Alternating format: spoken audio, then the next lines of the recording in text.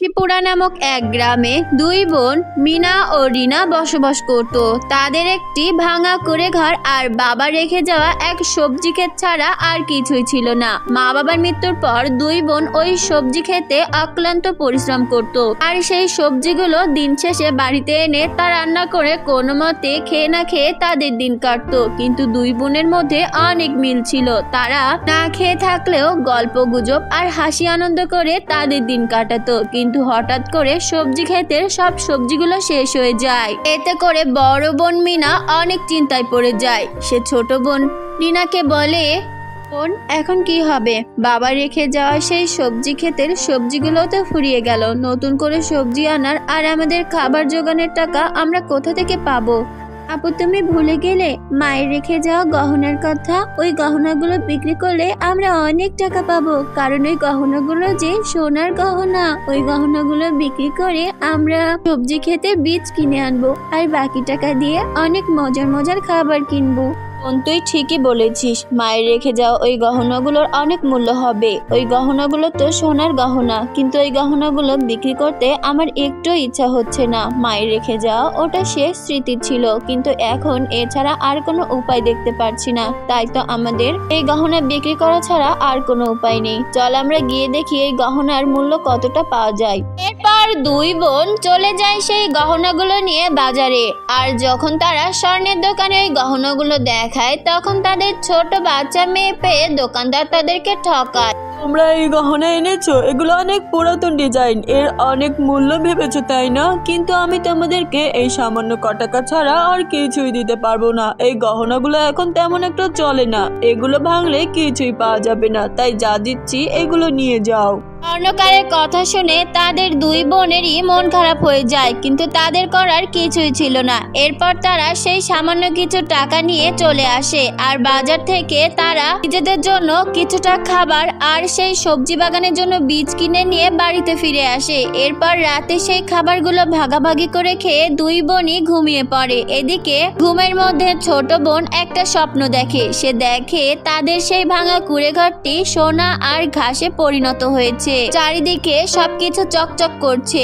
এমন স্বপ্ন দেখে সে সকালে তার বড় বোনের কাছে বলে, আপু, তুমি জানো কালকে রাতে আমি কি স্বপ্ন দেখলাম? আমি দেখলাম আমাদের ঘরে সোনা আর ঘাসে ভর্তি হয়ে গেছে। এই ভাঙা কুড়ে ঘরটি সোনা আর ঘাসের ঘর হয়ে গেছে। আপু, এত চকচক করছিল, চারিদিকে শুধু সোনা আর সোনায় ভর্তি ছিল। বোন, এগুলো শুধু স্বপ্নেই হয়, কখনো বাস্তবে পরিণত হয় না, কারণ আমরা যে গরিব। আর এমন সোনা আর ঘাসের ঘরের কথা আমি তো কখনোই শুনিনি। বন্ধুরা, আমাদের আজকের এই গল্পটি তোমাদের কাছে কেমন লাগছে? যদি ভালো লেগে থাকে তাহলে কমেন্ট বক্সে তোমাদের নাম বলে যাও। পরবর্তী গল্পে তোমাদের নাম ব্যবহার করা হবে। পরের দিনই দুই বোন জানতে পারে সেই গ্রামে একটা বিশাল বড় মেলা বসেছে। মেলা দেখার জন্য ছোট বোন অনেক বায়না করে। এরপর বড় বোন ও ছোট বোন চলে যায় সেই মেলাতে। তারা পায়ে হেঁটে মেলায় যায়। মেলায় প্রবেশ করতে তাদের সাথে এক বৃদ্ধ বুড়ির দেখা হয়। বুড়ি অনেকগুলো ঘাস নিয়ে বসেছিল। বুড়ি তাদেরকে দেখা মাত্র বলে, আমি তো তোমাদেরকে খুঁজছিলাম। অনেক দিন ধরে বসে আছি তোমাদের অপেক্ষায়। তোমাদেরকে আমি কিছু দিতে চাই, কারণ তোমাদের মতোই বোন আমি এর আগে কখনোই দেখিনি। তোমরা কত মিলেমিশে থাকো, আমি তো সব কিছু জানি। বুড়িমা, আপনি তো অনেক অসুস্থ, আপনি এই বয়সে আমাদেরকে কি দিতে চান? বুড়িমা, যদি এমন হতো তাহলে আমরাই আপনাকে অনেক কিছু দিতাম, কিন্তু আমরা যে সেটা পারি না।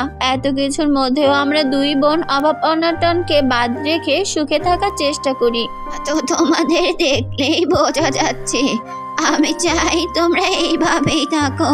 এই নাও, আমি তোমাদেরকে এক টুকরো ঘাস দিলাম। এই ঘাস নিয়ে তোমরা নিজেদের ভাঙা করে ঘরের এক কোণে রাখবে।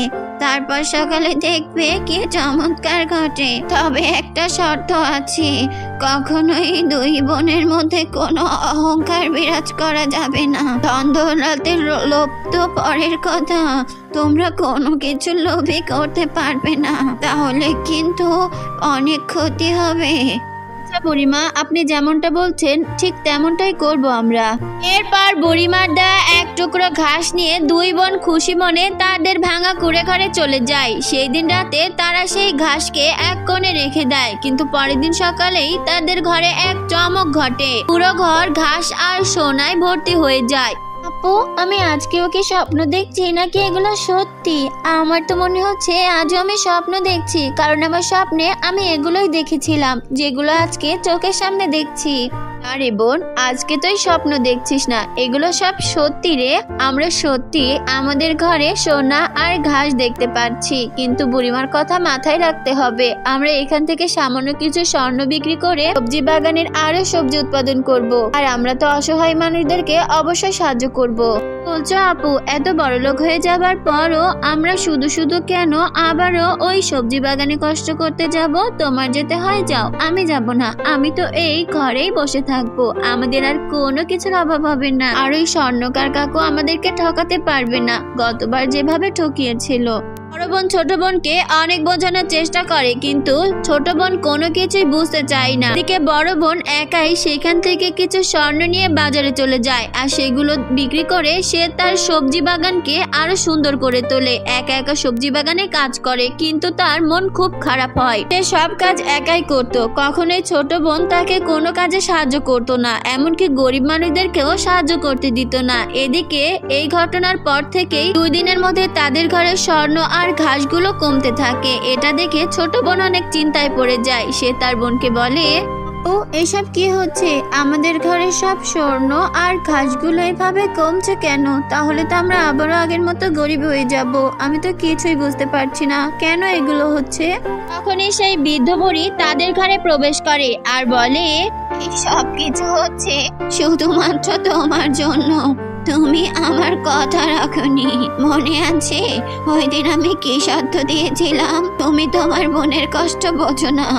এতদিন তোমরা অনেক পরিশ্রম করতে, আর সেটা 2 বোন মিলেমিশে, কিন্তু এখন তোমার বড় বোন পরিশ্রম করে আর তুমি কিনা বিলাসিতা করো। তুমি একবার তোমার বোনের দিকে তাকিয়ে দেখেছো? এরপর ছোট বোন তার বড় বোনের মুখের দিকে তাকায় আর দেখে সত্যি সত্যি সে মন মরা হয়ে আছে। এমন পরিস্থিতিতে সে তার ভুল বুঝতে পারে। এরপর সে তার বড় বোনের কাছে ক্ষমা চেয়ে নেয়। এরপর থেকে দুজন একসাথে মিলেমিশে কাজ করবে আর অসহায় মানুষদেরকে সাহায্য করবে, এই শপথ গ্রহণ করে। এরপর থেকে তারা সেই মোতাবেকই কাজ করে, আর পরিশেষে তারা তাদের বাবার সেই সবজি খেতেই বেশি কাজ করত, আর এভাবেই তারা সুখে থাকার চেষ্টা করতে থাকে। ছোট্ট বন্ধুরা, আমাদের আজকের এই গল্পটি তোমাদের কাছে কেমন লেগেছে? যদি ভালো লেগে থাকে তাহলে এখনই একটা লাইক দিয়ে আমাদের চ্যানেলটিকে সাবস্ক্রাইব করে দাও। দেখা হচ্ছে পরের কোনো নতুন ভিডিও নিয়ে। ততক্ষণ ভালো থেকো বন্ধুরা, ধন্যবাদ।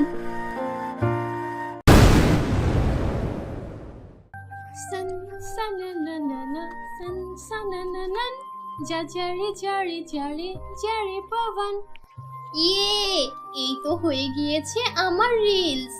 এখন আমি এটা করব আপলোড, আর হয়ে যাব রিলস কুইন। এই রিলসটা হিট হলেই আমি গোলাপি শাড়িওয়ালা রিলসটা বানাবো। হয়েছে হয়েছে, এখন আমি তাড়াতাড়ি মার এই লেহেঙ্গাটা বদলে ফেলি। মা আমাকে এই অবস্থায় দেখলে খুব চিল্লাবে। মধুমিতা যখন এইসব বলছিল তখনই সেখানে তার মা চলে আসে আর বলে, আরে এ কি, তুই আবার আমার লেহেঙ্গা বের করেছিস? যখন দেখি তখনই হয় শাড়ি নয় লেহেঙ্গা বের করে এক একটা রিলস বানাতে থাকিস। এখন তাড়াতাড়ি এটা খুলে যেখান থেকে নিয়েছিলি সেখানে রেখে দে, নয়তো এটা নষ্ট হয়ে যাবে। আরে মা, তুমি জানো না এখন যেই আশুকা ট্রেন্ডটা বের হয়েছে, সেটাতে যে রিলস বানায় তারই রিলস হিট হয়ে যায়। তাই তো আমি তোমার এই লেহেঙ্গাটা নিয়েছি। হ্যাঁ, পারোই তো এই রিলস আর ফোনের সামনে দাঁড়িয়ে 10 রকমের মুখ বানাতে। রান্না বান্না তো একটাও পারো না, 1 কাপ চাও তো বানাতে পারিস না। তোর চেহারা দেখে কি তোর শ্বশুরবাড়ির মানুষের পেট ভরবে? এখন আয় আমার সাথে, তোকে আমি রান্না শিখাবো। আরে মা, এটা কেমন কথা? খাবার বানানোর জন্য তো একটা চাকরও রাখা যাবে, তাই বলে কি আমি রিলস করা বাদ দিয়ে দেব? হায় কপাল, একটু শরম লজ্জা রাখ। 2 দিন পরেই তোর বিয়ে, তুই তো একটা রান্নাও পারিস না। এখন আর সময় নষ্ট না করে আমার সাথে আয়। আর শোন, এই দেখ, আমি তোর জন্য নতুন একটা লেহেঙ্গা এনেছি। এটা তুই তোর বিয়েতে পরবি, কেমন? ওয়াও মা, এই লেহেঙ্গাটা তো অনেক সুন্দর। থ্যাংক ইউ মা, আমি তো আমার বিয়েতে এরকম একটা লেহেঙ্গাই পরতে চেয়েছিলাম। দাঁড়াও, আগে আমি এই লেহেঙ্গাটা পরে একটা রিলস বানিয়ে নেই। আরে অসভ্য মেয়ে, এই লেহেঙ্গাটা এখন সাবধানে রাখ, বিয়ের দিন পরিস। এই লেহেঙ্গা আমি তোর বিয়ের জন্য এনেছি, রিলস বানাতে আনিনি। আরে মা, তুমি কি ওই গানটা শুনোনি? এই মেরা লেহেঙ্গা বড়া হে মেহেঙ্গা, ইসে না হাত লাগা। তখনই মধুমিতার মা অনেক রেগে যায় আর তাকে একটা থাপ্পড় মারে।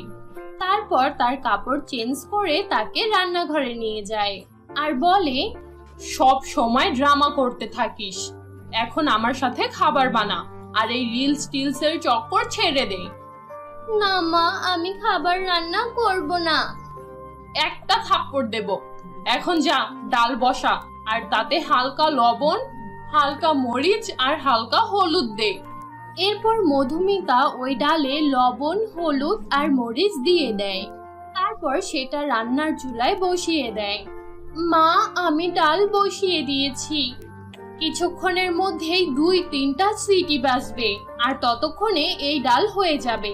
এখন তুই রান্নাঘরে বসে রান্না কর আর আমি কাপড়গুলো ধুয়ে আসি। এই কথা বলে মধুমিতার মা সেখান থেকে চলে যায়।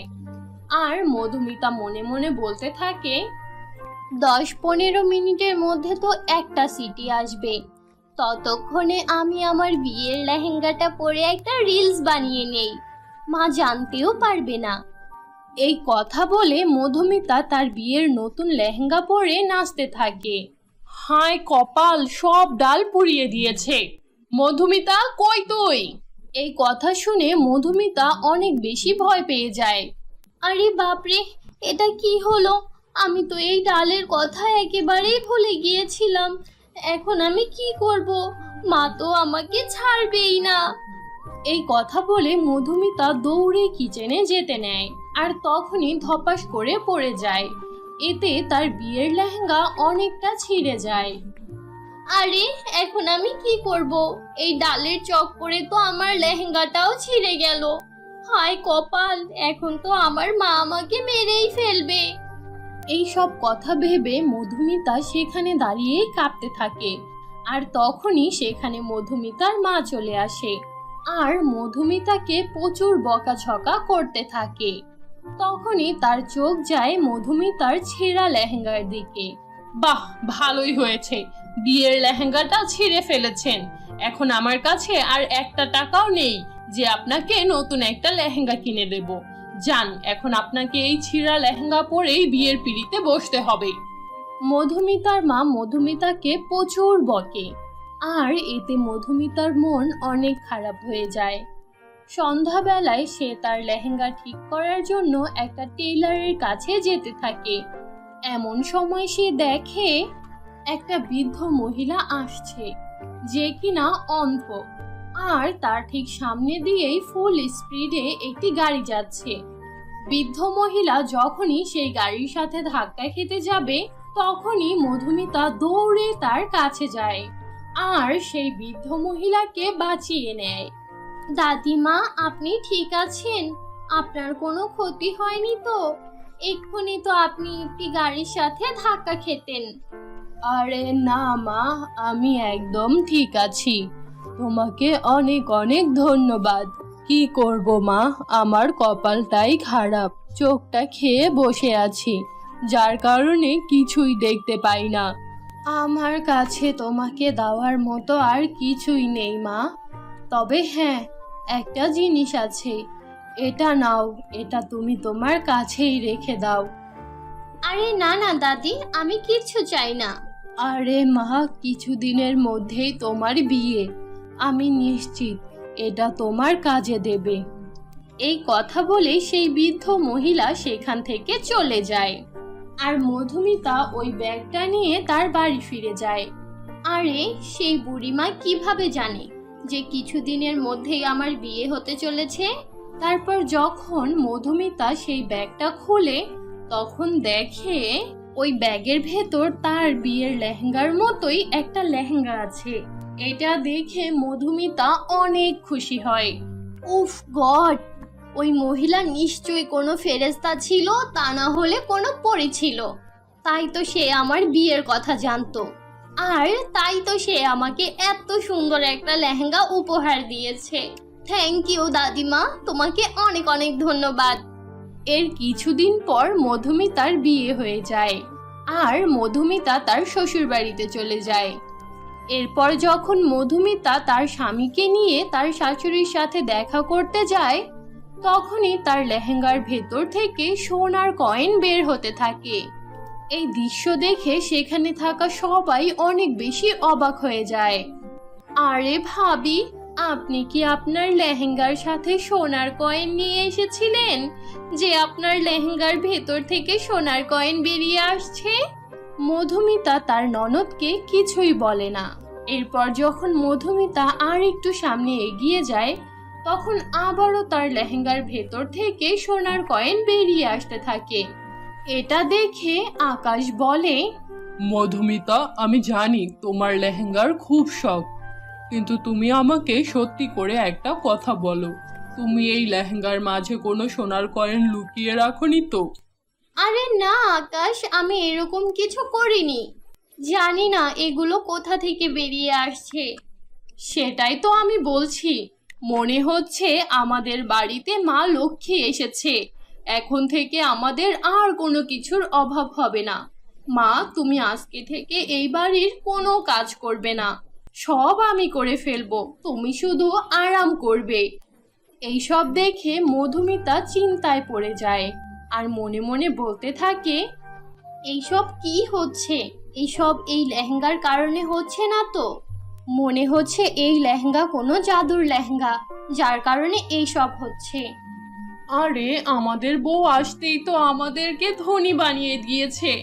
আজকে থেকে তুমি আমার ঘরের লক্ষ্মী মা, যাও উপরে গিয়ে বিশ্রাম করো। এরপর মধুমিতা তার ঘরে যায় আর বলতে থাকে, আরে বাহ, আমি যেই রান্না বান্নাকে ছোটবেলা থেকে ভয় পেয়ে আসছিলাম সেটা আমাকে করতেই হবে না। আমার কপাল কত ভালো। এরপর থেকে মধুমিতাকে আর কখনোই রান্না করতে হয়নি। তারপর আর কি, ওই দিনের পর থেকে মধুমিতা তার স্বামী আর জাদুর লেহেঙ্গার সাথে সুখে শান্তিতে জীবন কাটাতে থাকে।